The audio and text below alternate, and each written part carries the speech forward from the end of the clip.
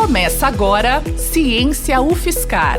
Conheça, descubra e aproveite as pesquisas e seus pesquisadores e pesquisadoras da Universidade Federal de São Carlos.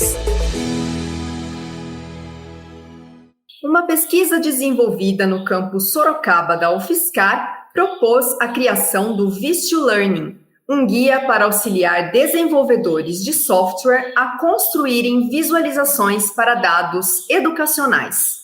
A ferramenta traz situações específicas da área de educação, como notas, desempenhos ou frequências de estudantes, com o propósito de auxiliar o educador em tomadas de decisões. O estudo conquistou o prêmio Júnia Coutinho Anacleto de Teses e Dissertações em Interação Humano-Computador, na categoria Melhor Dissertação de Mestrado, no concurso de Teses e Dissertações em Interação Humano-Computador. O prêmio é concedido pela Comissão Especial em Interação Humano-Computador da Sociedade Brasileira de Computação. E quem está comigo hoje para falar um pouco mais sobre esse estudo são os autores do trabalho. O Mailon Macedo, mestre pelo Programa de Pós-Graduação em Ciência da Computação, e a Luciana Zaina, que é docente do Departamento de Computação, e ambos do campus Sorocaba da UFSCar. Mailon, Luciana, sejam muito bem-vindos aqui no podcast Ciência UFSCar. Muito obrigada pela participação conosco. Obrigada, Adriana. Bom dia. Obrigada pelo convite. É um prazer estar aqui conversando com vocês. Muito obrigado, Adriana, pela oportunidade, A oportunidade da UFSCar de estar divulgando a nossa ciência. Para a gente, então, começar esse bate-papo, eu queria saber, professora Luciana, conta um pouquinho para a gente como que surgiu a ideia da criação do guia. A ideia da criação do guia surgiu do fato de que existem muitos estudos sobre o uso de dados, principalmente na área de machine learning, na área de inteligência artificial, né? Mas a gente via poucos estudos relacionados à interação com os dados. E aí, uma das formas da interação com os dados é através das visualizações, através dos gráficos. E uma coisa que nós observamos durante todo o estudo que nós fizemos é que existiam vários artigos publicados, estudos feitos sobre a construção da visualização, já mostrando essas visualizações construídas, mas nós não encontramos nada que ajudasse a construir, né? Que chegasse antes disso. Como que você consegue construir essas visualizações de forma que ela informe, de fato, os dados que estão sendo mostrados ali, que facilitem a interpretação desses dados? E como a visualização ela está relacionada a um domínio, né? Você não cria visualizações genéricas, ela está relacionada ao domínio da educação, ao domínio da saúde e etc. Nós escolhemos o domínio da educação porque achamos que seria uma grande contribuição ter um guia que ajudasse desenvolvedores a criarem visualizações para ajudar professores e educadores na missão de tomar decisões a partir de dados. Perfeito, professora. E, Mailon, por que a área de visualizações de dados ela pode ser útil para análise de informações e aí, mais especificamente, no campo educacional? Bom, a visualização da informação de uma forma geral, de uma forma genérica para qualquer área, ela ajuda, a análise dos dados emergentes. Então, dentro dos nossos dados, nós temos ali a informação que ele quer trazer para a gente, a informação que está ali codificada de forma textual. Mas com a visualização, nós podemos observar alguns padrões, podemos observar algumas informações que são úteis, são relevantes, e elas não estão de uma forma tabular. Se você, apenas com a leitura dos dados, você não consegue perceber certas informações. E a informação de visualização traz isso para a gente, maneiras mais fáceis, mais indicadas para você extrair esse tipo de informação. E por que isso é útil no campo educacional? O acompanhamento dos alunos é algo extremamente válido, Então, nós não podemos considerar a sala inteira como um único aluno. Então, qualquer forma que nós possamos ampliar esse acompanhamento dos alunos para melhorar o desenvolvimento, para resolver pequenos problemas, né, que podem se transformar em grandes problemas no futuro, cada ferramenta que auxilie nesse caminho é interessante. Certo, eu entendo que o Learning, que foi a ferramenta criada aí por vocês, ele é direcionado a dois públicos principais aí. A gente pode dizer que o primeiro é o desenvolvedor de software, que é considerado um agente que produz essa visualização, e o segundo, que aí constitui o público final, consiste em professores e educadores. Eu queria que vocês falassem um pouquinho da importância de se pensar nesses dois públicos e o papel aí de cada um deles para a construção e a utilização do guia. Eu vejo o seguinte, né? Isso é uma visão que a gente discutiu muito durante esse projeto. Não adiantava nada nós criarmos visualizações fixas, né? Então, nós chegássemos e falássemos assim, olha, para esse tipo de dado, nós vamos criar um gráfico do tipo barras, ou para aquele, nós vamos criar um gráfico que é do tipo pizza. Nós estaríamos atendendo, de certa forma, os professores, né, porque nós estaríamos criando essas visualizações, mas nós acabaríamos amarrando isso a dados muito específicos, né? Ao passo que quando a gente cria uma ferramenta que é para o desenvolvedor de software, então é aquele agente que vai criar as plataformas educacionais, é aquele agente que pode criar uma ferramenta específica para visualização de dados, nós estamos ampliando a contribuição do trabalho. Por quê? Porque você está dando um ferramental para aquele agente que constrói a solução saber quais são as melhores maneiras de ele montar uma visualização, para que ele saiba quais são as melhores escolhas, porque o desenvolvedor de software, ele não tem o conhecimento da área como professor, como pedagogo, ele é um agente técnico, ele tem o conhecimento da construção da visualização, ao passo que quem tem o conhecimento do domínio, que é a quem tem o conhecimento da área, do que é importante visualizar, do que deve ser visualizado, é o professor. Mas o professor, ele não pode estar o tempo todo ao lado do desenvolvedor. Então, ao dar a ferramenta ao desenvolvedor, nós estamos dando, de certa forma, para ele, mecanismos para que ele seja mais assertivo na hora de criar visualizações para que os professores possam interpretar melhor os dados. Então, nós podemos dizer assim, que para os desenvolvedores é um ferramental que vai empoderar ele, que vai permitir que ele possa construir melhores visualizações. Por outro lado, isto vai dar melhor condições para que os professores analisem, interpretem os dados. Então, nós temos um agente receptor, que é o professor, que ele vai ter uma ferramenta mais adequada para fazer as análises sobre os dados que ele tem de alunos, de acesso a materiais e etc. Perfeito, professora, muito interessante, e eu acho que justamente por considerar estes dois públicos, a construção aí do guia Learning passou por diversas etapas e processos metodológicos. Quais que foram essas etapas? Queria que detalhasse um pouquinho aqui para a gente, e a importância delas para obterem aí essa versão final do guia.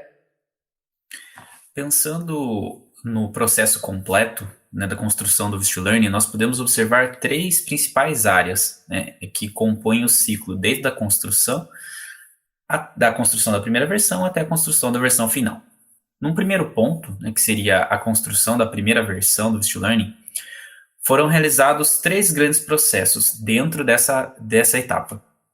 O primeiro delas foi a extração de lições aprendidas durante a construção e de visualizações que estavam dispersas em artigos da literatura. Então, foi realizada uma revisão sistemática da literatura, onde foram encontrados diversos trabalhos que falavam sobre visualizações já construídas e não sobre o processo, né, de construção das visualizações. E nós pudemos extrair quais foram as lições que esses autores aprenderam ao avaliar, né, ao instalar essas visualizações no contexto educacional. Após a extração dessas lições aprendidas, elas foram organizadas e também consolidadas, de forma a construir o que seria o início do guia. Então, as lições aprendidas que eram semelhantes, que falavam sobre os mesmos formatos, sobre os mesmos problemas, elas foram unificadas. Essa primeira versão que foi construída foi submetida a uma validação por especialistas. E nesse ponto da validação, começa a segunda etapa de construção do VistiLearn. Foram convidados 3 especialistas, que seriam um especialista em Infovis, né, que seria em visualização da informação, um especialista em IHC e um especialista em Educational Data Mining, que é essa etapa de mineração dos dados educacionais, né? Então, esses 3 especialistas, eles avaliaram essa primeira construção do guia, os 3 de forma separadas, né? Então, cada um retornou um feedback diferente. E eles analisaram essa nossa contribuição do ponto de vista do conteúdo e da formatação dessas recomendações. Com base nos feedbacks dos 3, nós pudemos refinar, né, e construir o que seria a segunda versão do VistiLearn.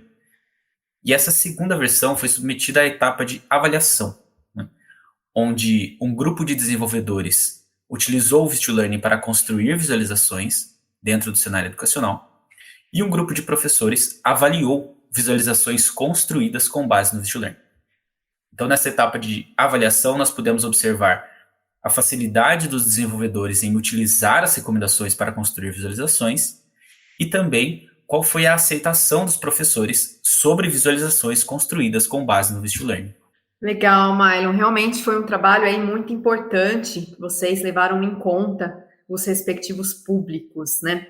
E, Mylon, você comentou aqui conosco um pouquinho sobre a importância do guia para o acompanhamento dos alunos. E eu queria que você desse um pouco mais de exemplo nesse sentido, alguns exemplos de situações práticas que constam no guia, né? Por exemplo, o educador está ali, como que as notas ou os desempenhos eles podem ser registrados? Como que isso auxilia exatamente os educadores a aprimorar aí o trabalho no dia a dia?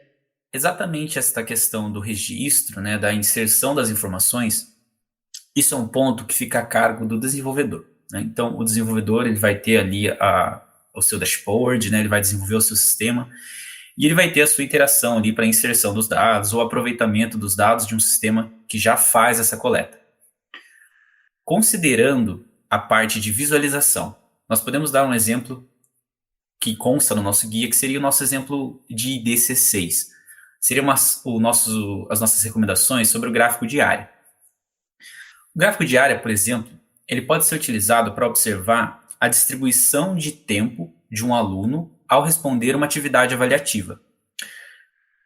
Dentro de um sistema online de educação, né, que seria um EAD, o sistema ele grava todas as informações relacionadas ao tempo e ao acesso do aluno. Então, nós podemos ter acesso às informações sobre quanto tempo cada aluno demorou para responder cada questão, né, e qual foi o tempo de passagem entre uma questão e outra. Ao observarmos isso no gráfico de área, nós podemos chamar a atenção para alguns pontos, como determinadas questões que demoraram um pouco mais de tempo, né, qual foi uma questão que foi muito rápido, né, e ao cruzar essa informação com os dados de erros e acertos, nós podemos determinar algumas coisas, como teve uma questão que o aluno não foi bem e ele simplesmente sorteou uma resposta, ou uma questão que ele levou muito tempo para responder. E isso observado de apenas um aluno já traz algumas informações valiosas, porque sem a visualização, nós só poderíamos dizer que o aluno levou 2 horas para completar aquela atividade. Com a visualização, nós podemos observar que determinadas questões levaram mais tempo do que outras. E se nós observarmos o conjunto da sala inteira em relação a esses gráficos, nós podemos observar alguns pontos da matéria que podem estar um pouco mais complexos, pontos onde a sala não entendeu muito bem, ou até questões que não foram exatamente formuladas, né, de uma forma de fácil entendimento para os alunos. É bem interessante que a gente consegue, então, levar em conta todo esse contexto do aluno, né, e não, por exemplo, uma situação pontual apenas, de repente um momento ruim que ele está passando, aí você consegue ver o contexto no geral e eu acho que tomar uma decisão mais precisa, digamos assim, né, muito legal e muito útil. E, professora Luciana, como eu mencionei aqui no início do podcast, o trabalho conquistou o prêmio Júnia Coutinho Anacleto de teses e dissertações em interação humana computador, especialmente aí na categoria Melhor Dissertação de Mestrado. Falando um pouquinho aí da premiação, eu queria saber a sensação de vocês terem sido contemplados aí com esse prêmio tão importante e também, nesse sentido, a importância dele para o programa de pós-graduação em Ciência da Computação e, de uma maneira um pouco mais ampla, para a UFSCar também. Olha, Adriana, eu posso dizer que foi... primeiro, você falou da sensação, né? Eu acho que foram muitas sensações durante o recebimento desse prêmio, né? A primeira sensação de uma alegria imensa do reconhecimento do trabalho que foi feito, porque como na própria descrição que o Milo fez da metodologia, de todo o processo que nós seguimos, de tantas pessoas que foram envolvidas durante esse projeto, dá para ver que ele não foi um projeto simples de ser feito, e ele seguiu um rigor metodológico muito grande, né? Então, do ponto de vista da ciência, é muito importante. Então, acho que primeiro eu posso dizer do reconhecimento do rigor metodológico que foi seguido, da contribuição que esse trabalho traz, tanto uma contribuição científica quanto uma contribuição social, porque, afinal de contas, nós estamos entregando, ao final desse projeto de mestrado, um produto, que é o guia, que pode ser usado pelo setor produtivo, que ele vai trazer benefícios para a sociedade. Ele é usado pelo setor produtivo, que são os desenvolvedores, e ele vai trazer benefícios para a sociedade, que são para os educadores e para os professores. Então, o reconhecimento, a sensação de reconhecimento, ela é indescritível, tanto para o trabalho do Mylon, que trabalhou muito, tá? Nós vemos isso, quanto ao meu trabalho como orientadora também. Um segundo ponto que eu acho que a gente tem que destacar desse prêmio foi uma alegria muito grande recebê-lo, porque a professora Júnia Anacleto, ela foi professora da UFSCar, né? A professora Júnia Anacleto, ela foi professora do Departamento de Computação de São Carlos, eu a conheci, era uma pessoa muito reconhecida e querida dentro da área de interação humano-computador no Brasil. Dado a isto, o prêmio recebe o nome dela. Então, ver que um prêmio chamado Júnia Anacleto, que era uma professora da UFSCar, veio para a UFSCar, né? Então, a UFSCar recebeu esse prêmio, foi, assim, indescritível também, foi uma emoção muito grande ter recebido esse prêmio, esse projeto ter recebido esse prêmio com este nome, né? Com o peso que esse nome carrega. E eu acho que isso traz, tanto para o programa de pós, quanto para o UFSCar, uma visibilidade muito importante da ciência. Então, isso mostra que o programa de pós, que a UFSCar, ela está trabalhando para trazer benefícios, como eu disse, né, contribuições, tanto do aspecto científico, quanto do aspecto social. E também incentiva outras pessoas a virem a fazer um programa de pós, no caso do Mylon, foi um mestrado, e mostra a relevância que o tema tem. Então, visualização de informações é um tema hoje muito importante, porque nós vemos que existem muitos estudos sobre como minerar dados, como capturar os dados, mas ainda há poucos estudos relacionados à visualização, em comunicar esses dados de forma mais adequada. Então, só posso dizer que foi, assim, uma alegria imensa e um prazer imenso, tanto para mim, tenho certeza que para o Mylon também, o recebimento desse prêmio. Muito legal. E, falando em mestrado, quanta coisa para um só mestrado, né, professora? Com certeza, sim, é uma honra, é um orgulho para nós na universidade tê-los conosco, pela realização aí de estudos tão relevantes para a sociedade. Então, Mylon, Luciana, muito obrigada pela conversa e parabéns pelas pesquisas realizadas até o momento e pelo prêmio aí conquistado também por vocês. Eu que agradeço a oportunidade, Adriana, da gente divulgar o trabalho. O Mylon agora está trilhando outros caminhos, ele entrou para o doutorado, trabalhando ainda com visualização da informação, e foi um prazer estar aqui e falar um pouquinho desse trabalho tão bonito que foi feito. Foi um prazer muito grande, muito obrigado pela oportunidade. Eu que agradeço, muito obrigada. O guia Vist2Learning está disponível para acesso de todas as pessoas interessadas. Ele pode ser acessado na dissertação do Mylon em www.repositorio.ufscar.br. Muito obrigada a todas as pessoas que nos acompanharam neste episódio e até o nosso próximo encontro.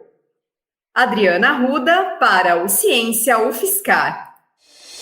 Você ouviu Ciência UFSCar, uma produção do Instituto da Cultura Científica em parceria com a Rádio UFSCar. Acompanhe as últimas notícias sobre o conhecimento produzido na universidade no Twitter em @ciência_UFSCar.